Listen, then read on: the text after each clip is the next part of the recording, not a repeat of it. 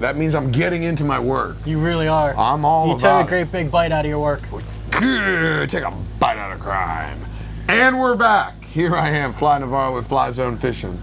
I'm here with Alex from Shot Collar Outdoors. I'm gonna have to get a license plate for your truck. You're doing so good, man. Smokes! It's been a testing one.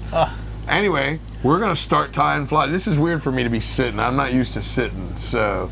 Yeah, you got a lot of energy. You're like an up and active guy. I'm an up and active guy, but show us. What are we doing? We're gonna tie our first fly. We're gonna tie a lemon lime Seaducer. Okay. It's a all-purpose pattern. It's one of my personal favorites for snook. In the chartreuse and yellow happen to be two really good colors in both backcountry, like dirty tannic water, or if you want to fish the gin clear water on the beach. Okay. It's a great color for both of those. So we have 2 packs of strung hackle, one in chartreuse and one in what I like to call fluorescent yellow or toxic yellow. Okay. Flashaboo, which is just a nice simple flash. We have Danville's 210 denier flat waxed neon orange thread. My personal favorite. I'm not going to ask you to repeat that. Good, it's a mouthful. It is a mouthful. When I was younger, I met an old timer that only tied with orange, and I asked him, why do you only tie with orange? And he said, because I can see it while I'm casting. 20-ish years later, don't think I've ever seen the orange thread while I'm casting. Okay. But I still do it. I think it acts like a little hot spot. Maybe the fish think it's gills. Okay. On the front. I like it. Got my hackle pliers, a good pair of scissors, always a must. These are the Loon razor scissors. Best I've ever had. And then for a hook, we're using a regular Mustad 34007 J hook. This is a size 1, or a 1/0. It's out of the package, I don't quite know. But it's a perfect size for all purpose. So I get it into the vise. On this side of the vise, I have a little knob. I can tighten it, and then with this lever, really lock it in there so it's in good. First thing we're going to start with is a good base of thread all the way down the shank of the hook, starting at the eye. This is where those good closed eye hooks that don't have any sort of gap really come in handy, because you don't have the thread trying to sneak in there. I take the tag end, flip it into the trash so I don't make a mess of the nice pretty boat. Continue wrapping all the way back just to about the bend of the hook, and then I like coming forward a little. So now we'll pick out a couple good hackles. So in your hackles you end up with 2 types of feathers. You have regular hackles and schlappen. It's a great name. I can't even repeat it. So your regular hackle would be a kind of thin, not too webby feather, and then the schlappen would be really, you know, it's going to have the thicker overlaying quills on it, and those make great collars. So we will find a good one for a collar, which this will be. That'll be the body of the fly.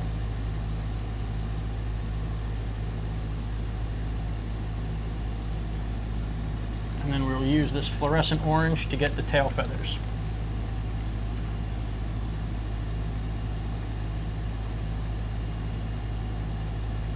So I like to kind of go through, and if you look, the way they end up in the package, where they're rolled up, you see you get some feathers that splay out to the left and some that splay out to the right, and then the ones in the middle kind of get twisted up.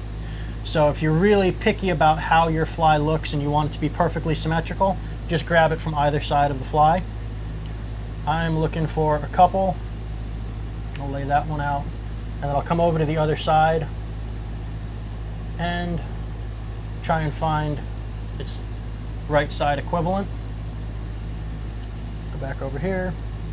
You can do it the left and the right feather at the same time, or you can do both lefts at the same time. It really doesn't matter. It's your own personal preference to how you pull them off. You have an option as to how you want these on the fly. If you look, they can, not only do they curve left and right, but they curve out. So they'll be kind of going that way. You can have them curve out or you can put them together and have them curve in. Just depends on if you want the fly to have a real slim, narrow profile in the water. You'd have them facing each other, and it'll create a real narrow, slim pattern. Some guys will put them on one at a time. I like to pinch them all together, kind of size them up, and pop them. Whoa. You get a little bit of the extra fluff off here.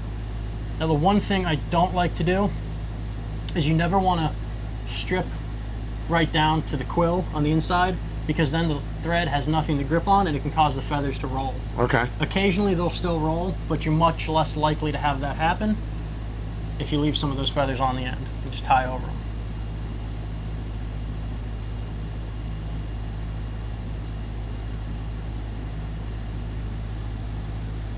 So we're gonna pinch that. Get a couple good wraps on here, start working our way back, and I just kind of like checking it. And they're laying pretty good. That's how I'd like it. As it moves to the water, they're long enough, they'll have some good action to them. Come forward, clip that off.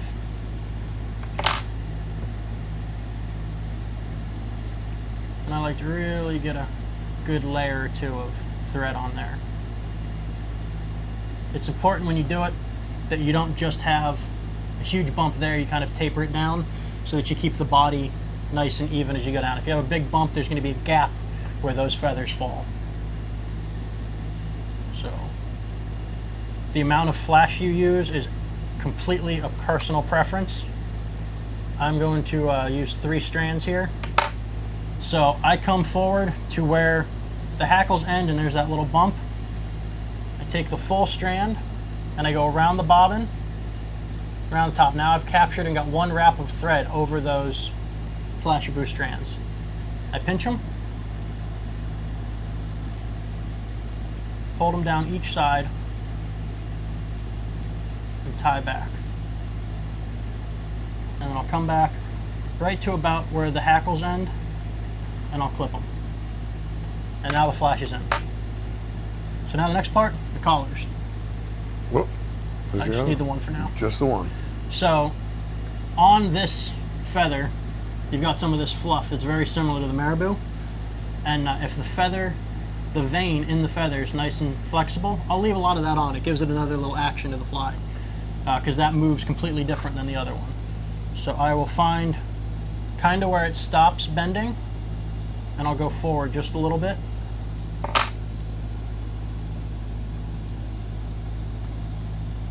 And now pinch that down, get some little extra fluff off.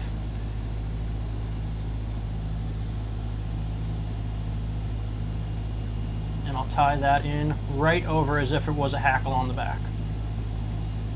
And it lays just like that. So they do make the bobbin cradles, which I showed earlier, where you can swing the cradle over here and have the fly line hanging like that. Okay. I never really used them. It's personal preference. Some guys can't tie without them. I found it's just a nice place to hang hooks. So I'll get the end with the hackle pliers and pinch it, and as you see, it just kind of hangs there. And I'll take a wrap. And as I take that wrap, I'll pull some back, and I'll take another. And I'll just keep doing that. You can wrap this as tightly as you want. The more condensed you pack these feathers, this is called palmering.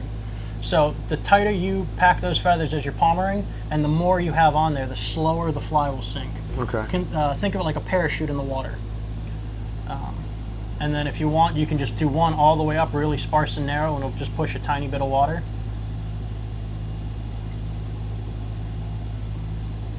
And that's where the hackle plier is really handy, because if you didn't have that and you let go, that whole thing would come unwrapped on you.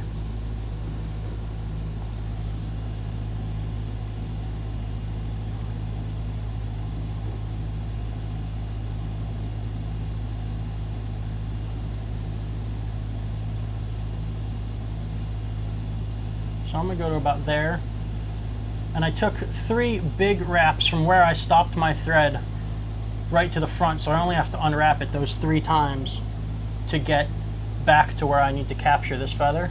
And I come over once, Make sure I'm clear of all of the rest of the collar. Come over twice, and I'll release that. Now I have the end just hanging here. You can either wrap forward and cut this off, or what I like to do, because I lay my collars back some, is I'll pinch it all back, and I'll wrap back on it a little. And then you just reach in there, pop your end off. You see how that lays them back some? Yeah. Now if you wanted to, you could be done there. You can tie it off, epoxy it. I like my Seaducers to have a little bit more of a head on them. So I'll take that second feather, and this time, because we're blending in the front of the feather to this, I'll make sure I take it just where that extra little marabou fluff stops for the most part. And we'll do the same thing.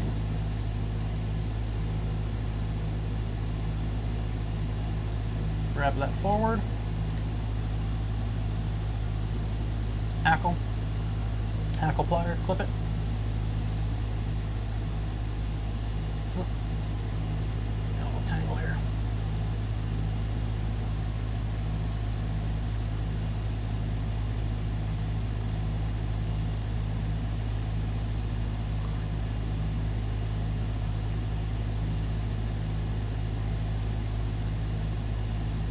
Now I can see where that thing that hangs the bobbin out there can come in easy. It's really, it does help. I've always found like it just gets in my way. Well, no, So I get it. You know, it's all a personal thing. There's no right or wrong way to tie a fly. You know, it's a lot of these flies, you can take them and they've been changed so many times over the years that guys don't even know what the original one looked like. It's just, you know, everybody's got a variation or a different way of doing it. And really, at the end of it, if you just get the right bait or any bait in front of the right fish that's hungry, they're gonna eat it. Yeah, you know. Some guys swear by chartreuse, like some guys that marlin fish swear by white and blue islanders. So it's just personal preference, colors. I'm a black and purple. Shapes. Just finish off that head kind of nicely. Just go back and forth on it a bit. And thread skills, I guess is what you'd call it. It's just a muscle memory you build. Yeah. So don't be upset if the first couple you tie have giant heads or everything's crooked. My best advice to anyone tying flies is no matter what you think of it, good or bad, fish the fly. Because no one knew black and purple was good until they fished it. So maybe you've tied it and you've stumbled onto something that works really well for you, or something the fish haven't seen. Now, I'm gonna whip finish it now. There is a tool to do this. I prefer to use my hand, which is a hand finish. So I take my 2 fingers on the back and I rotate them until I've got the main line over top the standing part of this line, and then it's just a series of half hitches. Do 2, 3, 4, whatever you like, down, kind of snug it tight. If you'd like, get right in there, flip it short, and now my preferred method to finish a fly off and lock it down is the nail polish head cement.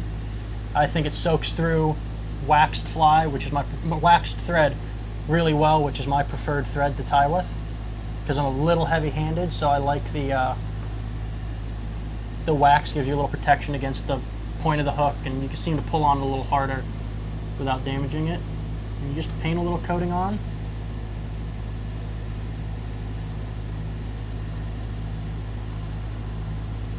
That'll dry in about 90 seconds. And you're good to go. You can stand these up a little. And that, with that real nice webby collar, will it'll sink but not too quick. You're good to go. This is the first fly I have ever seen tied. That is pretty damn cool. Guys, thanks for joining us here in the Fly Zone.